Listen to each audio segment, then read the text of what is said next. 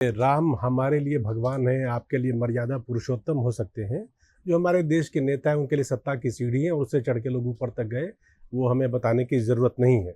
सवाल ये उठता है, आपने विनय कटियार जी का चूँकि नाम लिया, विनय कटियार जी, लाल कृष्ण आडवाणी, उमा भारती, इन सब का नाम जब हम बड़े हो रहे थे तो राम मंदिर आंदोलन में अगुवा जुड़े के हुए तौर पे सुन लाके रहे हुए।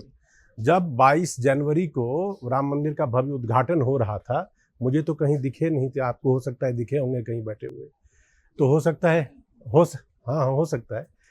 तो मन में पीड़ा तो लोगों को होगी।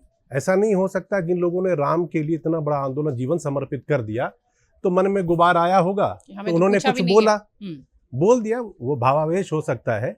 तो हर पंखे में एक रेगुलेटर लगा होता है, पंखा तेज होता है तो उसको डाउन कर दिया जाता है, तो रेगुलेटर से कंट्रोल हो गया होगा। घूमा है रेगुलेटर, हाँ, रेगुलेटर घूमा, इसीलिए वॉल्यूम 4 पे चल रहा था ना, वो 1 पे आ गया।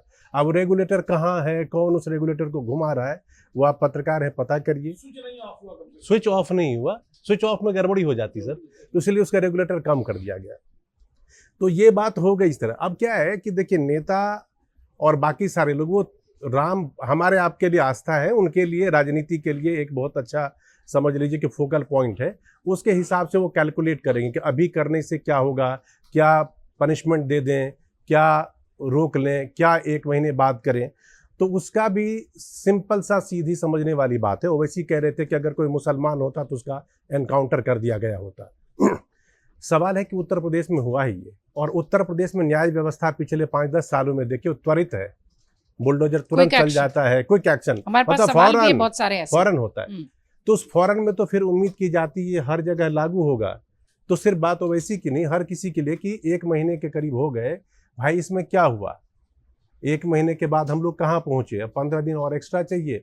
और अल्टीमेटली अगर आपको लगता है कि किसी एसआईटी की जांच या कोर्ट के कहने पे कुछ निकल आएगा, वो कुछ नहीं होने जाने वाला है। वो मिट्टी का लीप पोत करके एक बराबर ही होगा, और वो उसमें कितना टाइम लगेगा वो भी हम अनएंडिंग जानते हैं।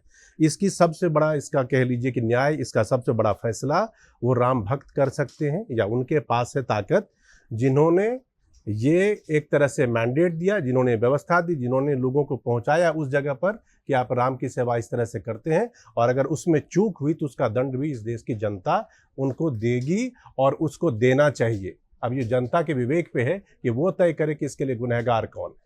अगर आप ये वीडियो YouTube पर देख रहे हैं तो हमारे चैनल को सब्सक्राइब कर बेल आइकन दबाएं, और Facebook पर देख रहे हैं तो हमारे पेज को लाइक करें।